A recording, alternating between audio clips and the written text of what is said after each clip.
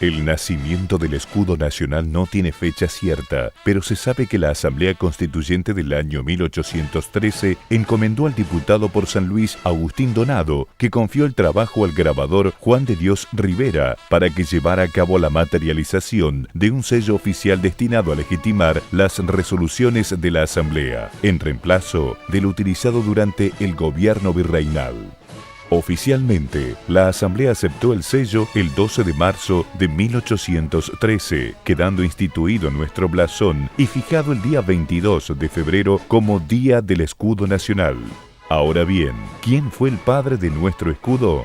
¿A qué se debe su particular diseño? ¿Y cómo fue el proceso que llevó a su definitiva aceptación?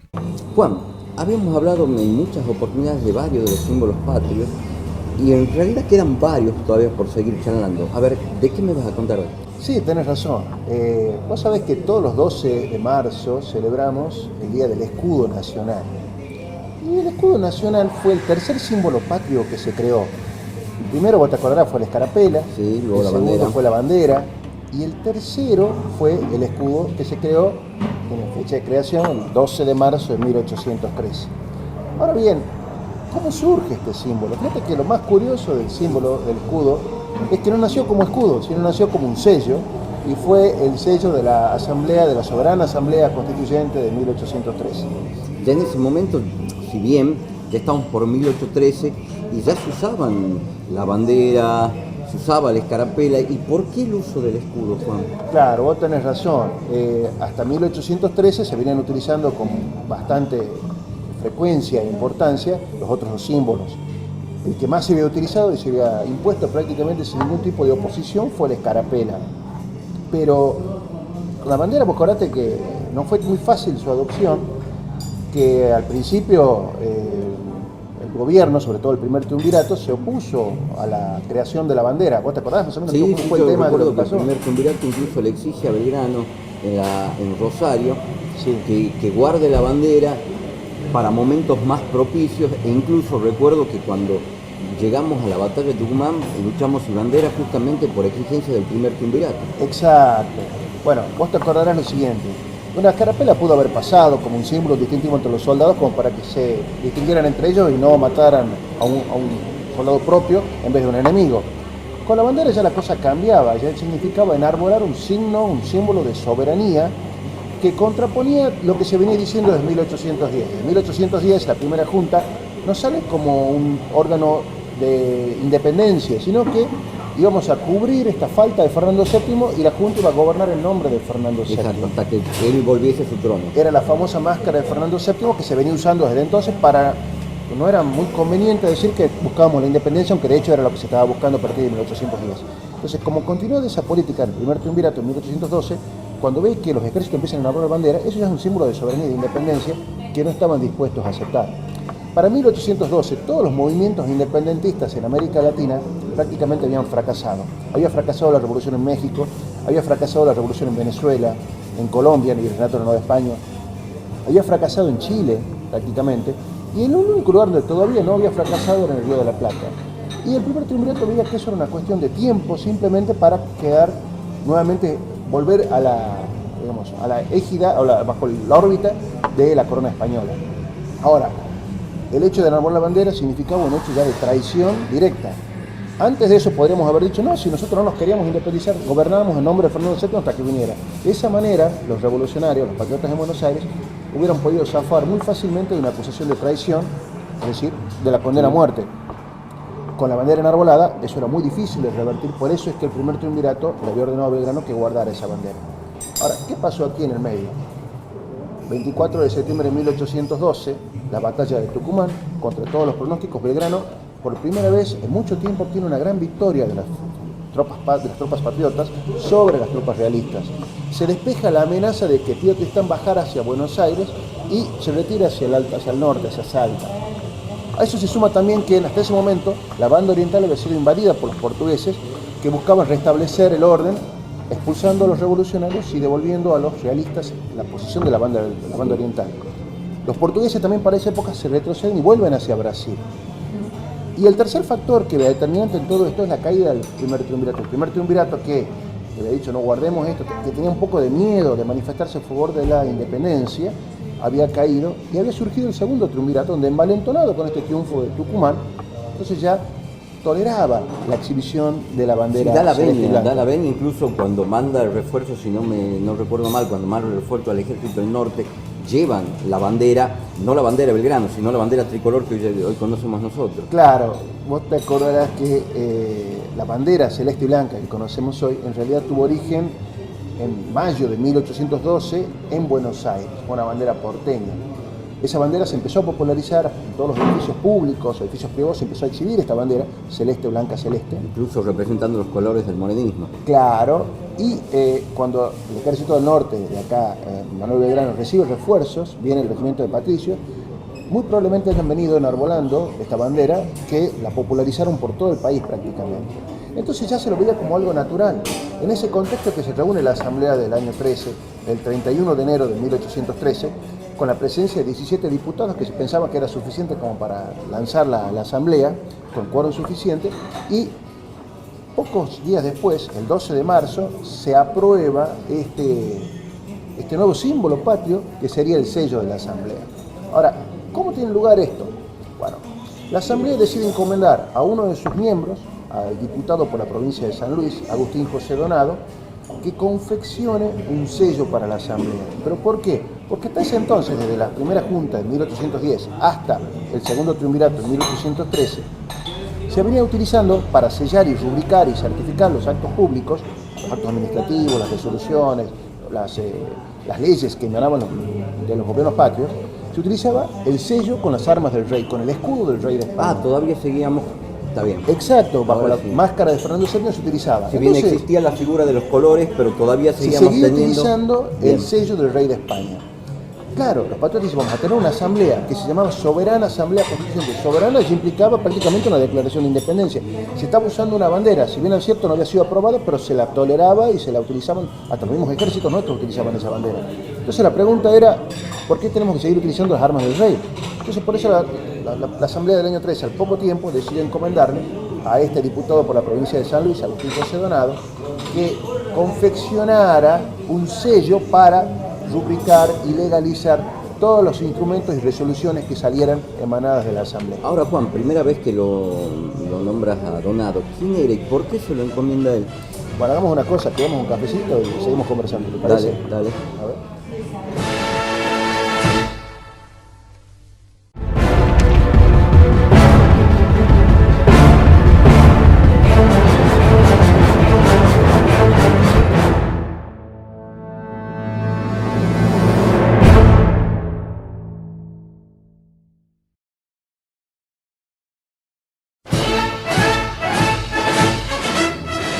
Juan, veníamos charlando del escudo y me habías comentado que la Asamblea del año 13 es la encargada de la formación del nuevo escudo, ya que veníamos usando para rubricar todos los documentos el escudo de armas del rey, y en este caso se le pide a Donado la confección del mismo. La pregunta es, primera vez que lo nombras, ¿quién es y por qué se le pide a él que lo haga? En realidad, hablamos antes de Donado, pero vamos a refrescar un poquitito la memoria. Agustín José Donado Borges era el nombre completo de él, era porteño, había nacido en Buenos Aires en el año 1767.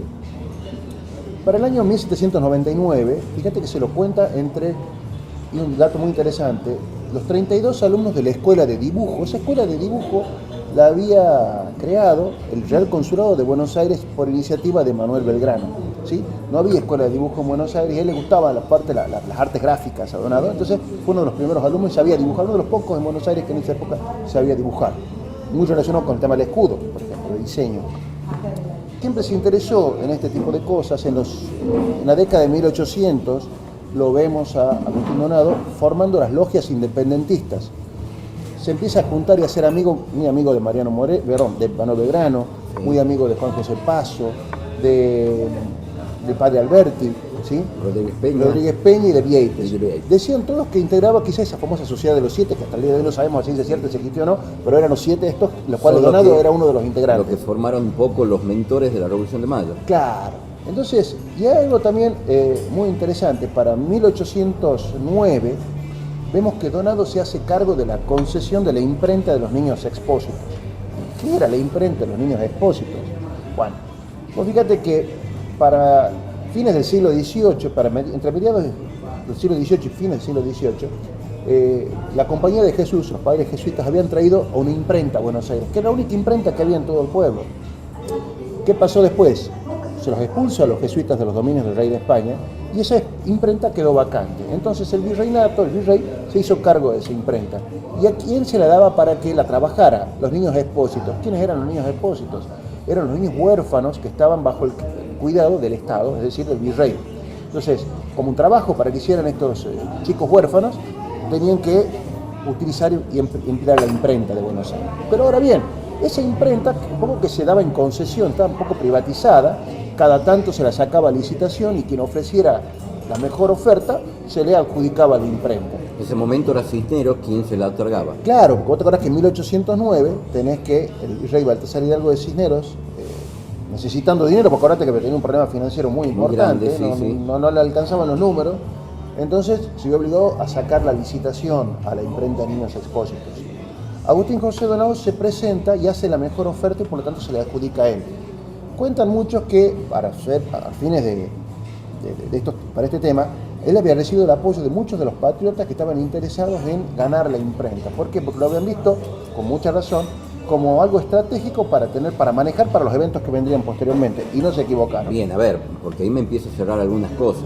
La imprenta, cuando charlamos de la Revolución de Mayo, la imprenta fue la encargada de hacer las invitaciones para el Cabildo Abierto y seguramente Donado tuvo algo que ver con la impresión de las invitaciones, que en ese momento eran nominal, y no fue tan nominal. ¿Puede ser, Juan? Claro, vos te acordás que cuando hablamos de la Revolución de Mayo, hablamos de Donado, él era el que tenía a cargo la imprenta, de la Real Imprenta de los Niños Expósitos, y vos acordate que tenía que invitarse a la parte más principal y más sana del vecindario. Esa era un poco la invitación, las indicaciones del virrey Cisneros para las invitaciones al Cabildo Abierto. Sin embargo, ¿qué pasó? Sabemos que se invitó a cualquiera prácticamente, muchas impresiones, muchas invitaciones salieron sin nominar a nombre de quién estaban invitados, muchas se entregaron el mismo día de la reunión a gente que estaba ahí, ¿sí? Entonces, esa manipulación, ese reparto donde se evitó distribuirle a desconocidos realistas y se invitó a gente que no tenía que haber estado participando, se la debemos muy probablemente a Agustín Donado y a sus socios de la imprenta, que evitaron de esta manera que el grupo realista favorable a Cisneros tuviera mayoría en el Cabildo Abierto en 1810. Ahora bien, otra cosita. Vemos también a Agustín Donado participando en el famoso Cabildo Abierto del 22 de mayo de 1810. ¿Y qué hace él? Bueno, él vota junto con Manuel Belgrano, él apoya la postura de Manuel Belgrano, que a su vez apoya la postura de Cornelio Saavedra. Él es muy amigo del grupo de Manuel Belgrano. Y así es como entonces tenemos a él participando, Agustín Donado, desde atrás, desde bambalinas, en la imprenta y en el Cabildo Abierto del 22 de mayo, en soporte de este movimiento que terminó el 25 de mayo con la primera junta. Bien, esa era la pregunta que te quería hacer, Juan. Sí. Una vez que se produce la Revolución de Mayo y se forma la primera junta, ¿cómo es que Donado sigue asociado al grupo revolucionario y cómo es la relación con la primera junta? Vos fíjate que al principio de la relación con la primera junta es muy buena, tal es así que el órgano oficial de la primera junta, que fue la Gaceta de Buenos Aires, se imprime en la imprenta que manejaba Donado, la imprenta de los Niños Expósitos.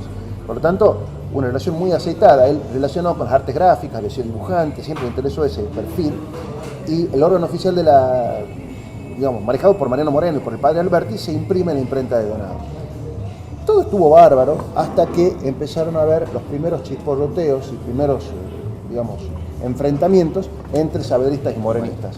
Él, evidentemente, viniendo de, supuestamente, la Sociedad de los Siete, grupo, sus amigos eran Juan José Paso, Manuel Belgrano, el padre Alberti, Miguel de Ascuénaga, Vieites, Hipólito Vieites, Nicolás Rodríguez Peña, Juan José Castelli, netamente morenistas. Evidentemente lo arrastran hasta el bando morenista.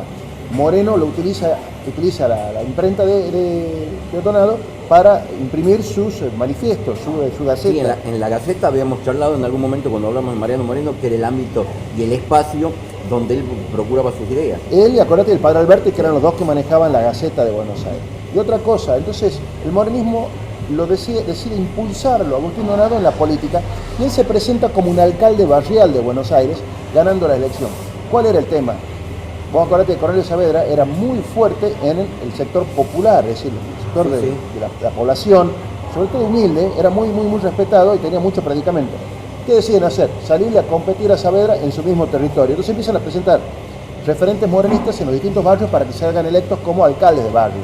¿Sí? Bien. Una especie de delegados comunales, sería como el día de hoy. Entonces, Donado sale electo, entonces los saavedristas se alarman.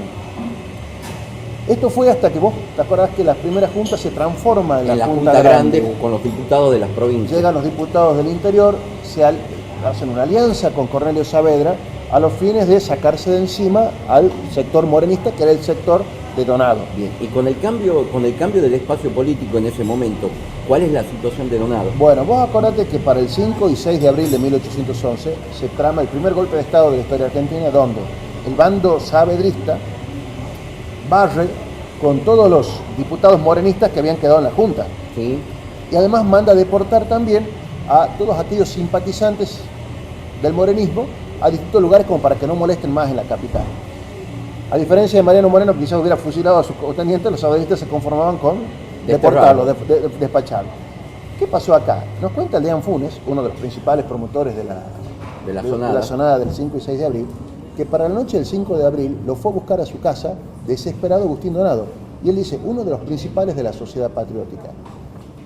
Agustín Donado, dentro del morenismo, ya partido de Mariano Moreno, conforman la sociedad patriótica junto con los principales referentes morenistas. Se llamaba la Sociedad Patriótica y Literaria. Fue la primera asociación política que hubo en la República Argentina y se encargaron de promover los ideales morenistas y de oposición sobre todo a la Junta Grande. Vos te acordarás también que en esa época empiezan a publicitarse las cintas celestes y blancas, sí, como colores del morenismo, impulsadas por la Sociedad Patriótica. Entonces medio que Leán Funes lo ve despectivamente, y me viene a buscar a mí, siendo opositor, para que yo lo salve de la sonada que estamos armando para fretarlos prácticamente. Sí, sí. Producto de la sonada del 5 y 6 de abril, Agustín Donado termina preso. Primero se lo envía a Luján, se le impone una multa, también se le quita la concesión de la imprenta, porque era peligrosa que le siga manejando a este señor. Y al poco tiempo se lo termina deportando, mandándolo desterrado hacia la inhóspita y lejana provincia de San Luis, en el medio de la nada prácticamente. La Siberia argentina. Claro, prácticamente a partir de entonces San Luis y Carmen de Patagones empezarían a ser el destino obligado de los desterrados argentinos. Y vos fíjate la paradoja que en San Luis, poco tiempo después, Juan Martín de Pueyrredón también fue desterrado. Los realistas capturados en Chacabuco y Maipú fueron mandados también a San Luis. Bien. ¿Por qué? Porque no había nada a la vuelta, era muy difícil escaparse porque era muy fácil que te capturen, ¿sí? Entonces ahí donde sufrieron una especie de prisión domiciliaria. Bernardo de Monteagudo estuvo también desterrado en San Luis un tiempo. Así que era, como vos decís, prácticamente la Siberia argentina, donde se los mandaba desterrados a las personas que se las querían sacar de encima, como ocurrió con Agustín Donado y después con Juan Martín de Pueyrredón. A medida que va evolucionando el espacio y el panorama político en Argentina, luego de la Junta Grande viene el primer triunvirato. ¿Qué toma como decisión el primer triunvirato con respecto a Donado y a todos aquellos desterrados en San Luis? Claro, vos acordate que el primer triunvirato es una especie de golpe de Estado nuevamente contra la Junta Grande, y lo primero que hace es tratar de amigarse con el sector morenista y lanza una amnistía, es decir, un perdón para todos aquellos morenistas que habían sido privados de sus cargos o habían sido desterrados. Uno de los principales beneficiarios de esta amnistía que emite el primer triunvirato es Agustín Donado, a quien se le permite retornar después de prácticamente un año desde San Luis nuevamente a la capital, hacia Buenos Aires, y se decide con justicia restituirle el manejo de la concesión de la imprenta de Niños Espósitos.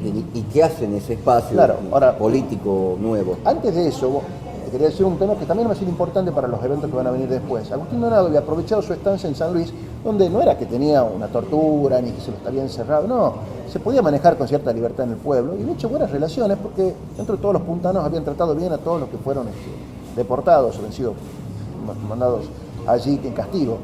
Entonces generó una muy buena relación y le tuvieron muy buen concepto, que le serviría después en su carrera política. Entonces, cuando él retorna a Buenos Aires, se hace cargo nuevamente de la imprenta, se reencuentra con sus antiguos amigos morenistas, que volvieron todos del destierro y algunos que habían quedado en Buenos Aires, se encuentra con Bernardo de Monteagudo, que había regresado a Buenos Aires, que había vuelto de la mano de su amigo Juan José Castelli, que falleció en 1812, y Bernardo de Monteagudo hace la refundación de la Sociedad Patriótica del año anterior. Entonces busca a todos los antiguos dirigentes, entre los cuales también lo toma a Agustín Donado. Y aprovecha también esta oportunidad Monteagudo para publicar su periódico, famoso periódico Mártiro Libre, ¿sí? Que es un periódico en el cual impulsaba ideas muy radicales, de independencia, de soberanía, y cuando veía que el gobierno, el primer triunvirato, no lo acompañaba, ahí nomás lo ataca el primer triunvirato y se pasa a la oposición del primer triunvirato. Bueno, ese periódico, Mártiro Libre, se imprime ¿dónde? En la imprenta de los Niños Expósitos, manejada por ¿quién? Nuevamente por Agustín por Donado. Bien. Exacto. Bueno, tenemos entonces este trayecto donde Agustín Donado, con su amigo Bernardo de Monteagudo, un poco se va oponiendo al primer triunvirato. En ese momento, ¿quiénes llegan a nuestras costas? Eran unos desconocidos que venían de Europa a colaborar con la revolución. Un tal José de San Martín, Carlos de Alvear, Matías Zapiola. En realidad Zapiola ya había estado antes, pero nuevamente retorna de España para ofrecerle sus servicios al gobierno. Y Agustín Donado se incorpora a este nuevo movimiento de estos recién llegados, donde la sociedad patriótica también converge, que es esta famosa logia de caballeros racionales, mal llamada Logia Lautaro, una logia secreta muy parecida a las que él estaba acostumbrado a tener en las décadas de 1800, con Vieites, Rodríguez Peña y demás, y empiezan a tramar sobre cómo seguir hacia la independencia completa de estas tierras de la madre patria. Eso llevó a que Donado fuera asistente de estas reuniones. Vos fíjate que también una curiosidad, le donó al general San Martín 20 caballos de su propiedad para que conformara su famoso regimiento de granaderos. Mirá vos, qué interesante, Juan, no sabía. Así que en ese sentido estaba muy ligado al general San Martín, sobre todo a la Logia Lautaro, Logia de Caballeros Nacionales. Después, en algún momento me vas a contar por qué le llaman Logia Lautaro y no la conocemos como Caballero Racional. Dale. Bueno, posteriormente a esto cae el primer triunvirato, ¿sí? Se elige diputados, el segundo triunvirato y los diputados para la Asamblea del año 13, y aquí que Agustín Donado hace jugar sus contactos políticos. Es importante en esto, ¿cómo es que me surge una duda muy grande? Tú me habías comentado que Donado había nacido en Buenos Aires, sin embargo, era diputado en la Asamblea por San Luis. ¿Cómo es que llega a ser diputado por San Luis habiendo sido oriundo de Buenos Aires? Muy sencillo, como te decía, él había tejido muy buenas relaciones con la clase dirigente de San Luis, con los principales vecinos de San Luis. Los vecinos de San Luis ven que un ex huésped suyo, que había estado prisionero en San Luis, llega a Buenos Aires y tiene muy buena llegada al nuevo gobierno, a la nueva clase dirigente, deciden directamente, con una generosidad impresionante, elegirlo a Agustín Donado como diputado por esa ciudad a la Asamblea del año 13. Bien, ahora. De esa manera, entonces, ¿cómo tenemos a Agustín Donado en la Asamblea del año 13, para enero de 1813, representando una provincia que no era propia, sino que era la provincia Justamente de San eso Luis? te quería decir, lo tenemos a Donado, a la Asamblea del año 13, y ahora quiero que me le des al escudo. Bueno, hagamos una cosa, se nos va a enfriar el café, lo terminamos de tomar Dale. y lo seguimos charlando, ¿te parece? Me parece Dale. excelente.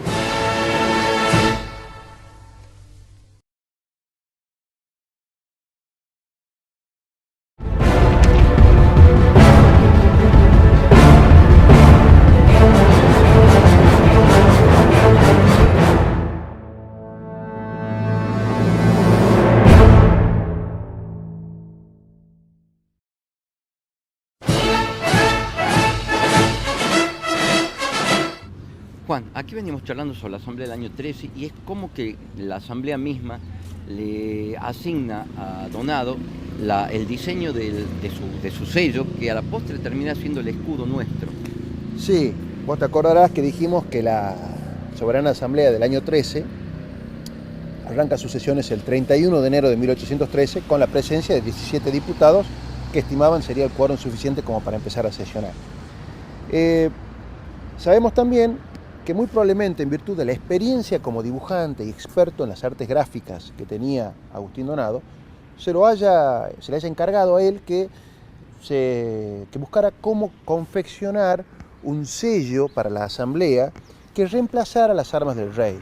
Vos acordate también que ya para 1813 los espíritus independentistas han vuelto a tomar bríos gracias a raíz del triunfo de Tucumán, y posteriormente se verían afianzados por el triunfo de San Lorenzo y de Salta, que llegarían poco tiempo después, reunida la Asamblea. Entonces la idea era cómo manifestar ese espíritu de independencia en los sellos. No se podía seguir rubricando los instrumentos públicos con las armas del rey, que era lo que se venía haciendo hasta entonces. Ahora, acá hay un gran problema, porque no se han conservado muchas actas de la Asamblea del año 13.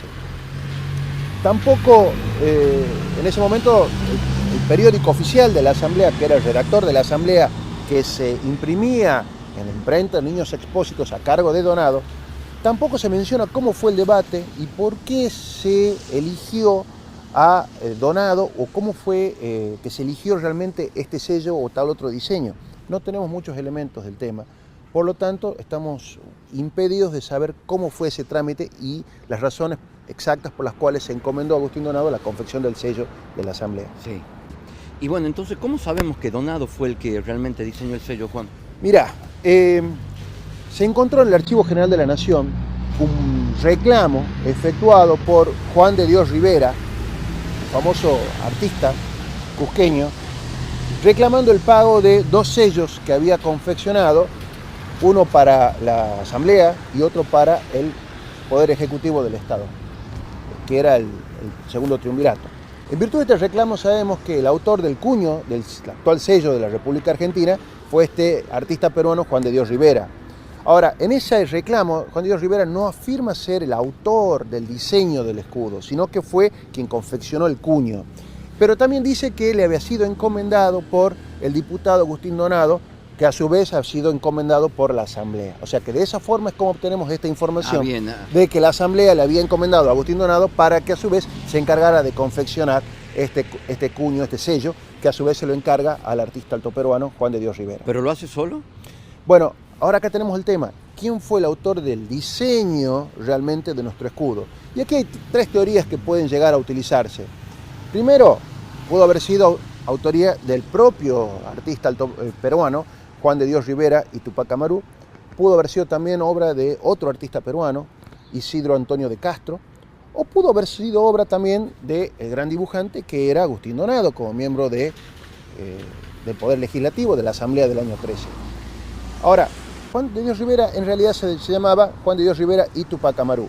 Había nacido en Cusco, la capital imperial del Perú, en 1760. Era primo del famoso Tupac Amaru II, el último de los incas y que fue protagonista de la sublevación indígena y americanista más importante que hubo durante el siglo XVIII contra el dominio español en el Perú y que terminó en forma muy abrupta en virtud de que fue sofocado salvajemente por la ocupación española, por los oficiales españoles. Dentro de esa sofocación participó el padre de Pío Tristán, que vos te acordarás también que hablamos en algún momento. Bueno, a todo esto, Juan de Dios Rivera era hijo de una princesa de Leona Ñusta, que era una princesa de los incas, y lo convertía en primo de Tupac Amaru, y esta princesa se llamaba Juana de Tupac Amaru, y de un oficial español, como te estaba diciendo. Desde chico mostró inclinación hacia la platería, hacia el uso y trabajo con los metales, el arte, sobre todo relacionado con los metales. Para 1780 lo tenemos ya a Juan de Dios Rivera y Tupac Amaru viviendo en Potosí, muy probablemente atraído por las riquezas del Cerro Rico de Potosí, donde tenía minas de plata, con lo cual se hizo un experto en platería. En todo lo que es orfebrería. Exactamente, era muy bueno. Ahora, en 1781, el año siguiente, estalla la sublevación de su primo, Tupac Amaru II, y se desata también una venganza, una represalia muy fuerte contra todos aquellos que se suponía o se sospechaba que habían tenido algo que ver con el tema. Al estar en Potosí, muy cerca del Perú, y un poco quizás para escapar de esta represalia, es que tenemos a Juan de Dios Rivera que se viene hacia Córdoba, donde se instala por un tiempo, y de allí, hasta su muerte al poco tiempo, termina en Buenos Aires, donde se le conocen sus mejores obras que han llegado hasta nosotros. Fue un platero realmente de gran calibre, y al cuño del escudo de la Asamblea lo confeccionó con una aleación de cobre, de bronce, y de plata, que también son los sellos que se utilizaron en aquel momento. Entonces, de esa manera es que cómo llega hasta nosotros y cómo tuvo un nombre y murió prácticamente en la década de 1840 con un nombre bien considerado en todo lo que fue la Argentina. ¿Y este otro orfebre, Castro? Este otro artista peruano, Isidro Antonio de Castro, estaba radicado en Chile para la época de entre 1810 y 1820. No se sabe muy bien si él fue el autor del diseño del escudo, pero se supone o se presume tal cosa. ¿Por qué? Porque para 1812, el primer triunvirato, orientado por Bernardino Rivadavia, le había encomendado, se sabe porque se han conservado los documentos, a este Isidro Antonio de Castro, que elaborar un diseño de sellos para el gobierno. Se sabe que esos diseños fueron enviados desde Chile por este artista peruano para agosto de 1812. No se sabe después qué pasó con estos diseños porque se extraviaron y no llegaron lamentablemente hasta nosotros. Algunos piensan que, muy probablemente Donado, al haber entrado en funciones en el gobierno el 31 de enero de 1813, tuvo muy poco tiempo para diseñar un sello para tenerlo listo hacia febrero de 1813, que se lo empezó a usar por primera vez a este escudo. Entonces muchos creen que quizás haya tomado estos diseños de Isidro Antonio de Castro, que no conocemos, y que se los haya dado a Juan de Dios Rivera para que con ellos confeccionara el cuño que ha llegado hasta nosotros. Esa es una hipótesis, pero nuevamente no tiene mucho asidero, porque no tenemos elementos ni sabemos realmente cómo era este diseño de Isidro Antonio de Castro. Lo que sí también podemos decir es que cuando hace sus reclamos Juan de Dios Rivera, reclamando el dinero que se le debe por la confección de los dos sellos, nunca afirma ser él el autor intelectual del sello, sino que lo confeccionó simplemente. Ahora, si vemos el sello argentino, el escudo actual argentino, vamos a ver que tiene el gorro frigio con una borla en la punta, que es típicamente peruana. En el Alto Perú, en el Perú, ese tipo de adornos se utilizan sobre todo en los sombreros, que son típicos de esa zona, que no se conocen los gorros frigios europeos. Y si vemos también el rostro del sol, es un sol manifiestamente incaico, indígena.